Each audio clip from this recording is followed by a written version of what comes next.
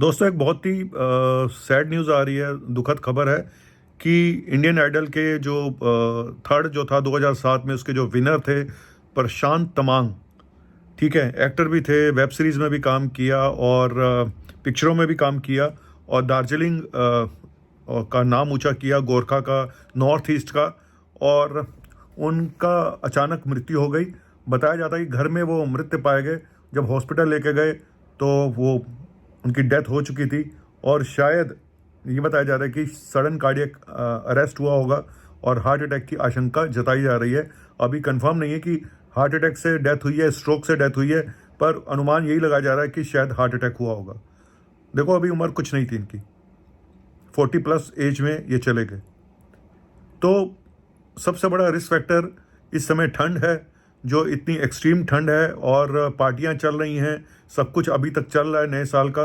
और जो लोग ऑलरेडी रिस्क पे हैं, जो शुगर है, जिनको डायबिटीज़ है और हाइपरटेंशन है या फैमिली हिस्ट्री है ना, और कोलेस्ट्रॉल बढ़े हुए हैं, वजन ज़्यादा है, फैमिली हिस्ट्री मैं हमेशा बोलता हूँ बहुत इंपॉर्टेंट होती है। तो इन लोगों को बहुत अलर्ट रहना चाहिए। इस समय सबसे बड़ा दुश्मन अगर कोई है तो हार्ट के लिए वो ठंड है। एक्सट्रीम इस समय ठंड पड़ रही है हर जगह पे। और ये दिल्ली में थे और दिल्ली में ये मृत्यु हुई है। रात को शायद द्वारका के किसी हॉस्पिटल में ले गए और वहाँ पे इनको डेड डिक्लेयर कर दिया गया।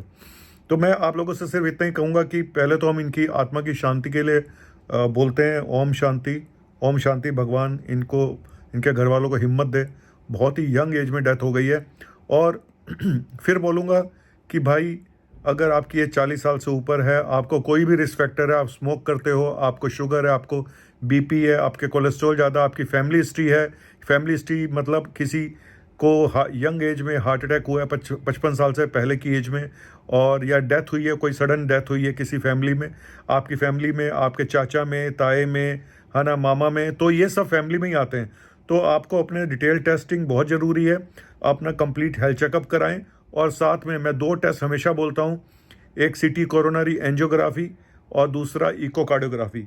इकोकार्डियोग्राफी आपके हार्ट के मसल को बताती है कितने % वो काम कर रही है, वॉल काम कर रहे हैं, नहीं कर रहे हैं।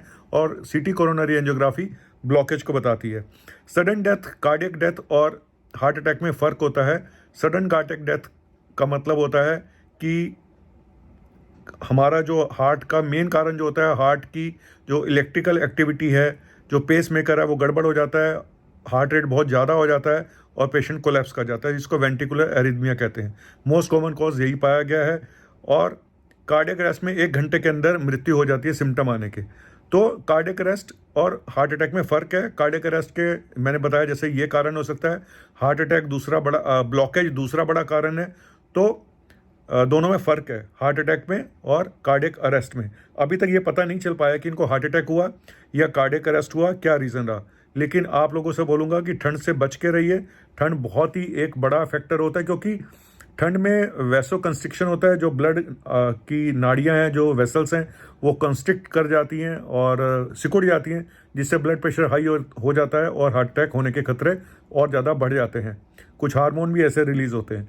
तो कुल मिला के ये बहुत ही दुखद खबर है। और फिर बोलूँगा आप लोगों को कि प्लीज़ प्लीज़ प्लीज़ अपनी ये 2 टेस्ट ज़रूर करा लें, अगर आपने अभी तक नहीं कराए। बहुत सारे लोगों की हार्ट की मसल वीक हो जाती हैं और उनको पता भी नहीं चलता, तो वो लोग भी सडन कोलैप्स कर जाते हैं। सडन कार्डियक डेथ उनकी भी, उन पेशेंट में भी काफ़ी होती हैं।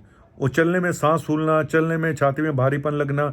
तो चलने में अगर आपको कोई प्रॉब्लम हो रही है तो ये सिम्टम होते हैं कि भाई कोई प्रॉब्लम बड़ी हो सकती है। ठीक है, आप ध्यान रखिएगा। तो आपको अगर पहले से सिम्टम आ रहे हो और आप उसको नेग्लेक्ट किए जा रहे हो तो ये प्रॉब्लम है। अभाग्यशाली वो है, लोग हैं अनलकी, जिनको कोई सिम्टम नहीं आता और अचानक कार्डियक अरेस्ट हो जाता है। वो उनकी तो बेचारों के लिए हम कुछ नहीं कर सकते। ठीक है, तो सडन कार्डियक डेथ को जो है रोका, कुछ केसेस में रोका जा सकता है, लेकिन हर केस में नहीं रोका जा सकता, क्योंकि अचानक होता है और पता नहीं चलता। इसीलिए एक बार प्रिवेंटिव हेल्थ चेकअप करा के अपना जरूर रखें। एटलीस्ट जो ब्लॉकेज वाले पेशेंट हैं उनको तो ठीक किया जा सकता है, बाकी आप किसी को कर पाएँ या ना कर पाएँ। तो चलिए, अब सिर्फ मैं इतना ही बोलूँगा इनकी आत्मा की शांति के लिए। फिर हम बोलेंगे ओम शांति, ओम शांति, ओम शांति। अपना ध्यान रखिएगा प्लीज़ प्लीज़, और अपने एडिक्शन से दूर रहिएगा, स्मोकिंग से दूर रहिएगा, ड्रग्स से दूर रहिएगा। ठीक है, थैंक यू वेरी मच, शुक्रिया।